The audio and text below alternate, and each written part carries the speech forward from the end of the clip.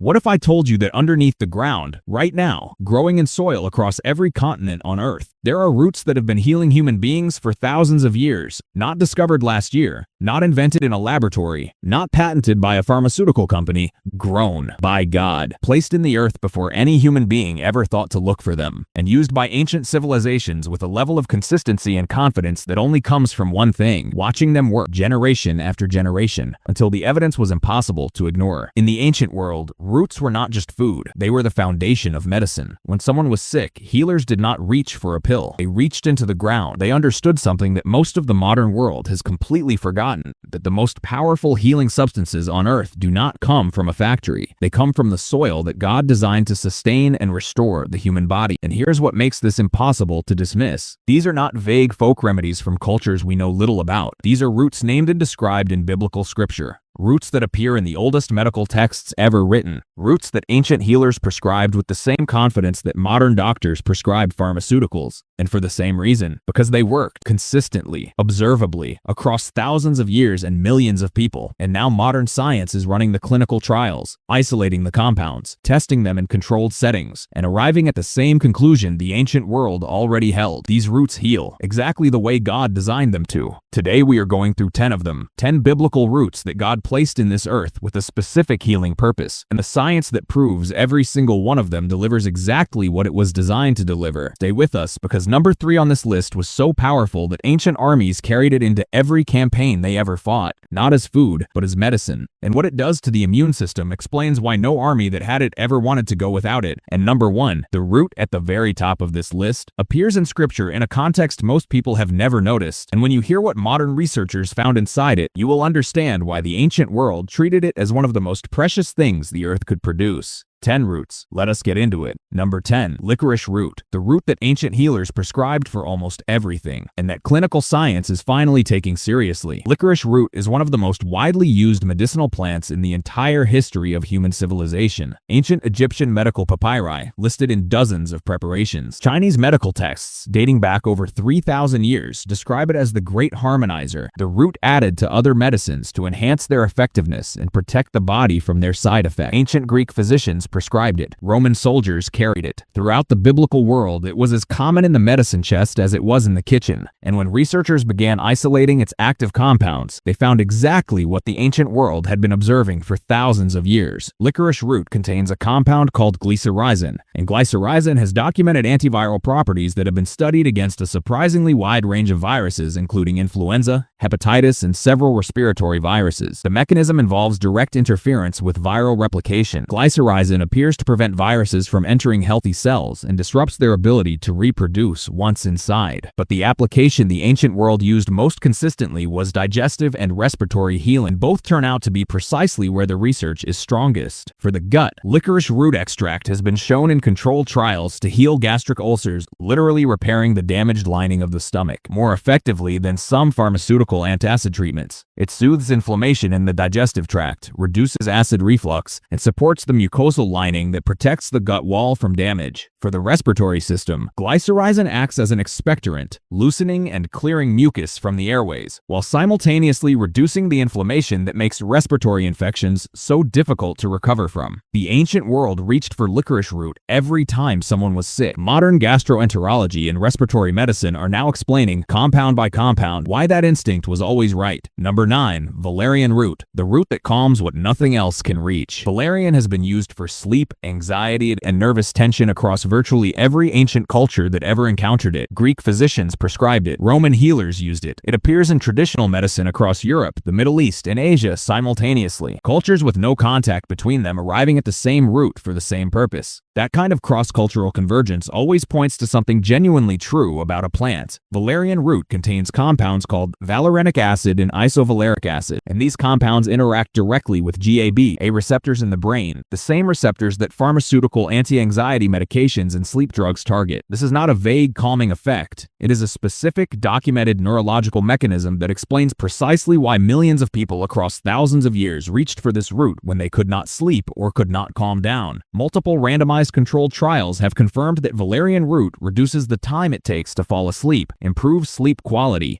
and reduces nighttime waking. without the dependency, the grogginess, and the withdrawal effects that pharmaceutical sleep medications carry. For anxiety, controlled studies have shown meaningful reductions in anxiety symptoms comparable in some measurements to low-dose pharmaceutical anxiolytics. The effect is real, the mechanism is understood, and the root has been delivering it consistently since long before any clinical trial existed to confirm it. The ancient world that worked from sunrise to sunset, that carried the weight of survival, of harvest failure, of invasion and illness and uncertainty, needed something that could bring the nervous system down at the end of the day. They found it in this root, and it still works exactly the same way today. Number 8. Burdock root, the blood cleanser that ancient healers trusted above almost everything else. Burdock root does not appear by name in most English Bible translations, but it belongs to a family of bitter roots and plants that appear throughout Scripture. The bitter herbs of the Passover table, the plants of the wilderness, the roots that sustained people in hard times and that healers reached for when the body needed to be cleared and restored. In traditional medicine across Europe, Asia, and the Middle East,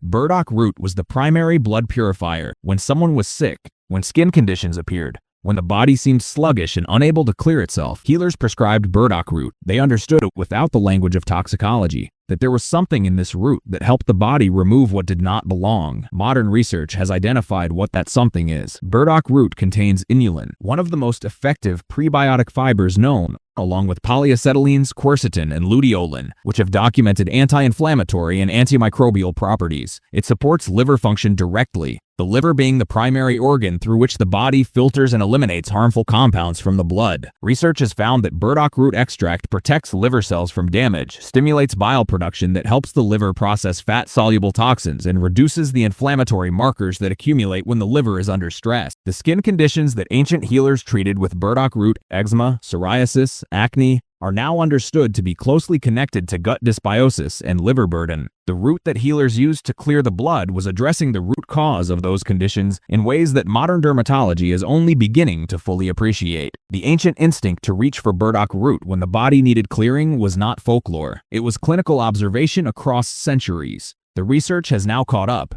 Number 7. Dandelion root, the medicine most people spray with chemicals and throw away. Dandelion is one of the most widespread plants on Earth. It grows on every continent, in almost every climate, in almost every soil condition. It requires no cultivation, no watering, no care of any kind. It simply grows, freely, abundantly, wherever the conditions are even minimally favorable. And the ancient world did not see a weed. They saw a gift. Dandelion root was used as medicine across ancient European, Middle Eastern, and Asian traditions simultaneously. Arabic physicians of the medieval period, working within the same medical tradition that bridged ancient Hebrew, Greek, and Persian knowledge, used dandelion root as their primary liver medicine. They called it a remedy for the liver and the spleen. Modern hepatology has since confirmed both applications with clinical precision. Dandelion root stimulates bile production in the liver and bile flow from the gallbladder. Bile is the substance your liver produces to emulsify fat and to carry waste product, processed toxins, old hormones, excess cholesterol, out of the body through the digestive tract. When bile flow is sluggish, those waste products back up. The liver becomes burdened. Hormones become imbalanced. Digestion becomes inefficient. The sluggish, heavy, foggy feeling that many people accept as normal begins. Dandelion root restores that flow. Research has confirmed its effect on bile production, on liver enzyme activity, and on the anti-inflammatory compounds that protect liver cells from damage. Studies have also found diuretic effects that support kidney function, increasing urine production and the clearance of waste through the urinary system without depleting potassium the way pharmaceutical diuretics do. And dandelion root contains inulin, same prebiotic fiber found in burdock root, that selectively feeds beneficial gut bacteria while starving harmful strains. The most freely available medicine on Earth, growing in backyards and along roadsides for free. The ancient world knew exactly what it was. We spray it with poison and buy liver supplements that attempt to replicate what it does naturally. Number 6. Ginger root, the root that appears in the ancient world's trade routes, medical texts, and daily kitchens simultaneously. Because it belonged in all three, ginger traveled the ancient trade routes of the Middle East for thousands of years. It appears among the aromatic spices referenced in biblical texts, the precious, carefully traded goods that moved between civilizations as some of the most valued commodities on Earth. In ancient Israel, in Egypt, in Rome, in ancient India and China, every civilization that encountered ginger reached the same conclusions independently Importantly, this root healed, and it healed consistently enough across enough different conditions that it became indispensable in every medical tradition that ever used it. Ginger root contains gingerols and shogols, compounds with documented anti-inflammatory, antimicrobial, and anti-nausea effects that have been studied in hundreds of clinical trials. The results across those trials are some of the most consistent in all of natural health research. For nausea, multiple randomized controlled trials have found ginger to be as effective as pharmaceutical anti-nausea medications. For chemotherapy patients, for pregnant women with morning sickness, for post-surgical patients. In some trials, ginger outperformed the pharmaceutical option with fewer side effects. For inflammation and pain, research has shown that ginger extract produces significant improvements in osteoarthritis symptoms, joint pain, stiffness, and reduced mobility, comparable to non-steroidal anti-inflammatory drugs. The mechanism involves the same inflammatory pathways that ibuprofen targets, but through a different biochemical route and without the stomach damage that long-term ibuprofen use produces. For digestion, ginger accelerates gastric emptying, the rate at which food moves from the stomach into the small intestine. This is the mechanism behind its traditional use for indigestion, bloating, and that heavy, uncomfortable feeling after eating that most people simply accept. 5,000 years, every major civilization, same root, the same results. Modern clinical research has simply put numbers to what the ancient world always knew by experience. We are halfway through and the next 5 go even deeper. Number 3 is coming. The root that ancient armies carried into every campaign they ever fought, and that modern immunology has since confirmed is one of the most powerful immune activators ever studied. Stay with us. That one is worth waiting for. Number 5. Turmeric root. The golden root that modern medicine is still trying to fully understand. Turmeric has been a cornerstone of Ayurvedic medicine for over 4,000 years. It appears in ancient Chinese medical texts across centuries of documented use. Ancient Arab traders carried it thousands of miles across desert trade routes because they knew what it was worth at the destination. The civilizations of the biblical world used it as medicine, as dye, as a sacred substance worked into ritual and ceremony because they understood, without the language of science, that it represented something extraordinary. And modern biomedical research has spent decades confirming exactly how extraordinary it is. Turmeric root contains curcumin, and curcumin has generated more published research papers than almost any other plant compound in the history of nutritional science. The reason is not marketing, it is results. Chronic low-grade inflammation is now recognized as the underlying driver of virtually every major disease killing people in the modern world. Heart disease, type 2 diabetes, Alzheimer's disease, cancer, arthritis, every one of them has inflammation at its root. And curcumin interrupts the primary signaling pathways that drive that process, not one pathway, but several simultaneously. Clinical trials have found curcumin producing improvements in arthritis pain and joint function comparable to pharmaceutical anti-inflammatory drugs. Research has shown protective effects on brain tissue. Studies have linked regular turmeric consumption to improved cardiovascular markers, better blood sugar regulation, and reduced cancer risk in population-level research. Here is the detail that changes how you use it. Curcumin is poorly absorbed on its own. Add black pepper, which contains piperine, and absorption increases by up to 2,000%. The traditional preparation of turmeric with black pepper in food and drink was not accidental. It was the accumulated result of people noticing that the combination worked better than either ingredient alone thousands of years before anyone understood why. The golden root that ancient empires traded across continents is sitting in your spice cabinet right now. Use it the way the ancient world used it, every day, with black pepper as food. Number 4. Ashwagandha root. The root ancient healers called the strength of a horse, and that modern stress research has taken more seriously than almost anything else. Ashwagandha has been used in Ayurvedic medicine for over 3,000 years. It appears in the oldest Sanskrit medical texts as a rasayana, a class of herbs considered life-extending, strength-building, and capable of restoring vitality that stress and illness had taken away. Ancient Indian physicians prescribed it for weakness, for anxiety, for the exhaustion that follows prolonged illness or overwork, and for the kind of deep fatigue that sleep alone cannot fix. They called it the strength of a horse, and the clinical research has since explained precisely why. Ashwagandha is classified as an adaptogen, a substance that helps the body manage stress more effectively by regulating the hormonal and neurological systems that the stress response operates through.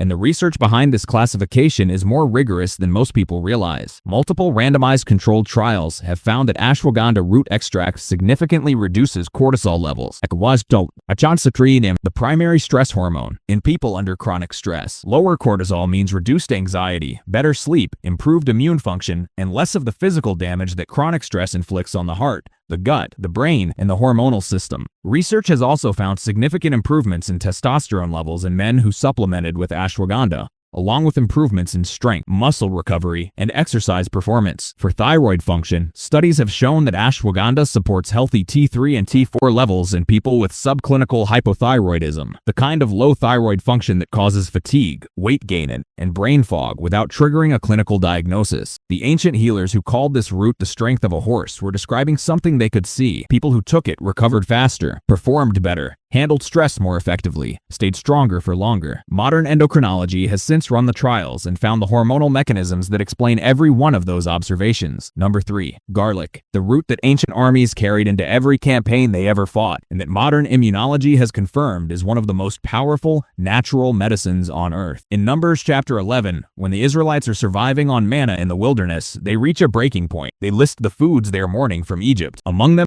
garlic. Grown adults, recently freed from slavery, weeping for it by name in the desert. Once you understand what garlic does to the human immune system, their grief is not dramatic, it is completely rational. Garlic is technically a bulb, but it grows from a root system and has been used and classified as a root medicine across virtually every ancient medical tradition on earth. Egyptian medical papyri listed in over 20 separate medicinal preparations. Greek physicians prescribed it. Roman soldiers were given garlic rations as standard issue alongside their weapons and armor. The ancient world understood that an army with garlic was a different army from one without it. When a garlic clove is crushed or chopped, an enzyme reaction occurs within seconds that produces allicin, one of the most potent natural antimicrobials ever studied. Allicin is active against bacteria, viruses, fungi, and parasites simultaneously. It does not target one pathogen through one mechanism. It attacks multiple biological systems at once. This is precisely why microorganisms find it almost impossible to develop resistance against it. The same reason antibiotic resistance is now a global crisis.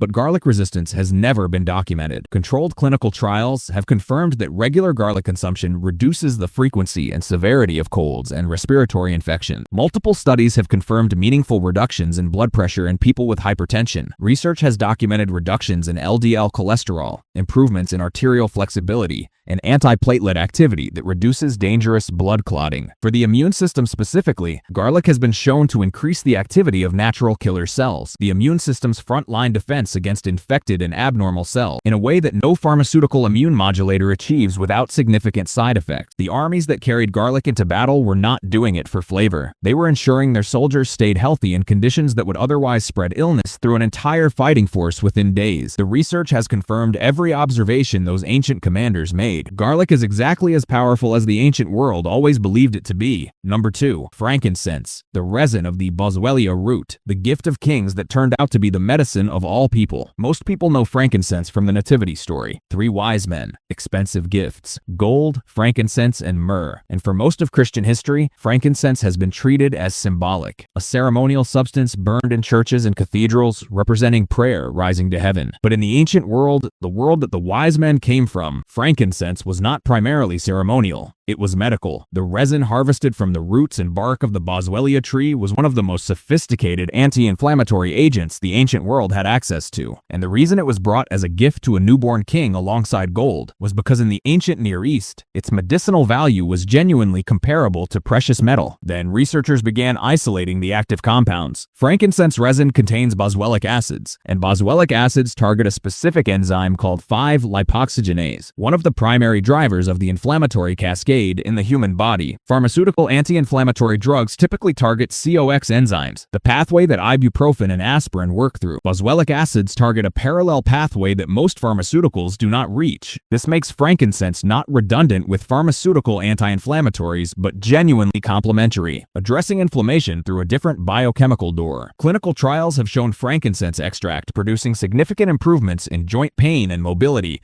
in patients with osteoarthritis, comparable in some studies to pharmaceutical treatment. Other trials have found meaningful reductions in symptoms of inflammatory bowel disease, including Crohn's disease and ulcerative colitis, where conventional treatment options are limited and often carry significant side effects. And here's the detail that almost nobody in mainstream conversation acknowledges. Researchers studying the incense of frankincense discovered that burning the resin produces a compound called incensol acetate. This compound activates specific ion channels in the brain that that reduce anxiety and produce mild antidepressant effects in laboratory models. The ancient practice of burning frankincense in places of worship was, at least in part, pharmacologically creating an environment of calm and openness in the people inside those spaces. The priests who burned it knew what it did to a room full of people. They just did not have the neuroscience to explain why. The gift the wise men brought was not symbolic. It was medicine, carefully chosen, deliberately carried, worth what it cost to acquire it. And the research is now showing exactly what they knew. Number 1. Hyssop, the root and plant that appears at the most significant moments in all of Scripture, and that modern research has confirmed is one of the most medicinally active plants the biblical world ever used. Purge me with hyssop, and I shall be clean. Wash me, and I shall be whiter than snow. Psalm 51 verse 7. David wrote those words from the floor of his deepest failure, and when he reached for the most powerful image of cleansing and restoration that his entire world could offer, he did not reach for water. He did not reach for fire. He reached for hyssop. That choice tells you everything about how this plant was regarded. Hyssop appears throughout Scripture at every moment of purification and transition. In Exodus, the Israelites are instructed to take a bundle of hyssop, dip it in the blood of the Passover lamb, and apply it to their doorposts, the act that protected them from death. In Leviticus, hyssop is used in the ceremonial cleansing of people who had been exposed to disease. At the crucifixion,